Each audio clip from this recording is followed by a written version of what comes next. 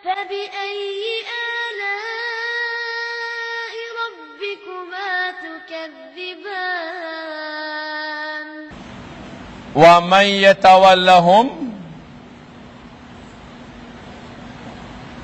يتولهم منكم فإنه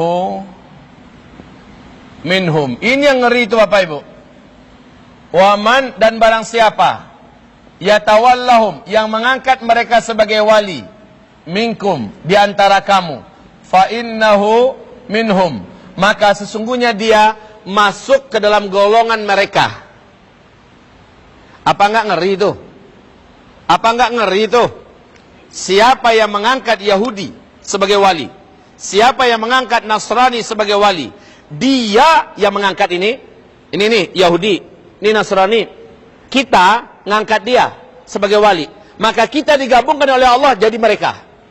Walaupun perasaan masih muslim, walaupun kita masih sholat 5 waktu, walaupun kita hajinya berulang-ulang, sedekahnya masih rajin, kepada orang tuanya baik, tapi berwali kepada orang kafir, mengangkat orang kafir sebagai pemimpin, fa innahu minhum. Orang ini dihukumi udah gabung dengan orang kafir ini. Berarti di akhirat di mana? Bersama mereka nanti. Bersama mereka di dalam neraka. Orang kafir di dalam neraka kekal nggak? Pertanyaannya, Ustadz, kemana perginya amal-amal kami? Kemana perginya puasa kami? Kemana perginya haji kami?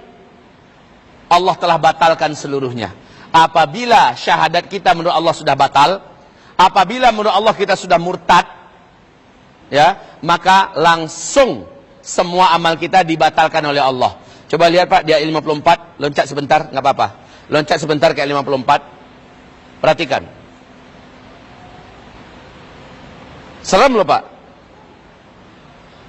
Ya ayyuhalladzina amanu man yartadda minkum an dinih. Ya kan? Man yartadda. Apa artinya? Siapa yang nanti akan murtad, atau siapa yang murtad di antara kamu. Siapa yang dimaksud oleh Allah murtad ini? Urutan ayatnya dari kelima satu loh. Orang yang mengangkat orang Yahudi atau orang Nasrani sebagai pemimpin murtad. Begitu loh Pak. Kan ayat Allah sudah menegaskan, siapa yang mengangkat mereka menjadi wali di antara kamu, maka dia langsung jadi golongan mereka. Berarti orang ini murtad. Ya, murtad.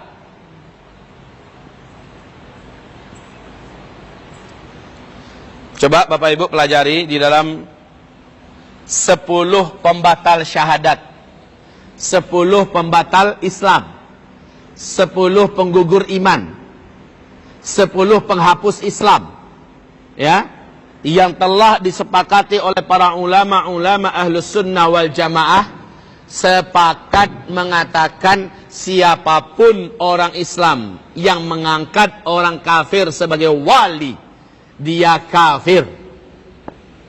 Khalas. Selesai. Ini bahaya yang pertama. Bahaya yang kedua. Lanjut. Ayat 51 tadi. Ayat penutupan.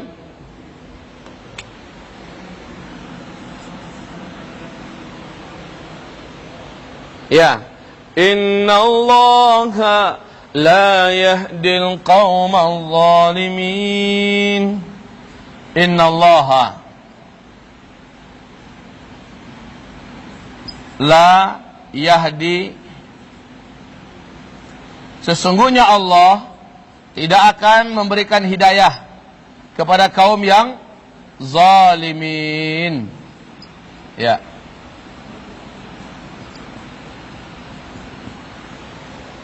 Sesungguhnya Allah tidak akan memberi hidayah kepada kaum yang zalim. Innallaha la yahdil qaumal zalimin. Sesungguhnya Allah tak akan berhidayah. Jadi dua yang terjadi. Dua yang terjadi wahai kaum muslimin. Mengangkat orang kafir sebagai wali, dua yang terjadi. Pertama, kita jadi agama kita menurut Allah sama dengan orang yang kita angkat. Innalillahi wa inna ilaihi rajiun. Yang kedua, jangan pernah berharap bisa dapat hidayah.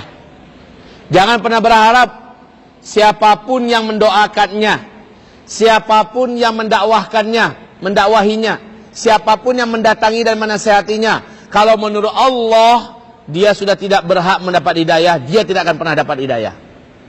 Bahaya. Makanya nggak main-main ketika Majelis Ulama Indonesia mempertegas. Alhamdulillah Pak, berkah sekali sebenarnya. Berkah sekali sebenarnya dengan keceplosannya Ahok dengan kata-katanya itu. Berkah. Kenapa? Akhirnya para ulama se-Indonesia berani membacakan ayat ini kepada. Akhirnya tentara-tentara kita, polisi-polisi kita yang nggak ngerti sebelumnya dengan ayat ini, jadi paham. Oh, jadi nggak boleh ya. Jadi paham. Promosi gratis dari Allah melalui lisan Ahok. Terkenal surat Al-Maidah ayat 51 bahwa haram angkat orang kafir sebagai pemimpin. Maka ke depan, insya Allah Ta'ala, sulit kayaknya orang kafir akan naik jadi pemimpin di Indonesia. Promosinya lewat ini. Kalau enggaklah nyerocos si Ahok ngomong kayak gitu Pak, ulama kita masih takut membacakan ayat ini, betul tidak? Masih gamang, masih galau, masih khawatir diciduk segala macamnya. Tapi udah kayak gini ya, siapa pun jadi tahu sekarang bahwa haram angkat orang kafir menjadi pemimpin. Alhamdulillah. Kita nggak berterima kasih sama Ahok, nggak. Gimana mau terima kasih dengan para peleceh agama, penista Al-Quran, nggak akan. Akan tetapi kita bersyukur kepada Allah Subhanahu Wa Taala, ya. Allah punya makar. Tuh ngomong di tengah pulau di Pulau Seribu sana, akhirnya se-Indonesia tahu. Dan yang paling hebat Pak, siapa dan apa di belakang Ahok, ini yang paling hebat. Kebongkar satu persatu, mulai ketahuan secara vulgar oleh umat Islam dan orang Indonesia. Masya Allah Pak. Mudah-mudahan saja TNI kita makin ngoh, ya. Mudah-mudahan Polri kita diberi oleh Allah Subhanahu Wa Taala sikap dan nyali mental agar berpihak kepada rakyat Indonesia, kepada NKRI kita ini. Amin. Gitu Bapak Ibu, ya. Jadi dua musibah itu terjadi. Kalau mengangkat orang Yahudi, orang Nasrani sebagai wali.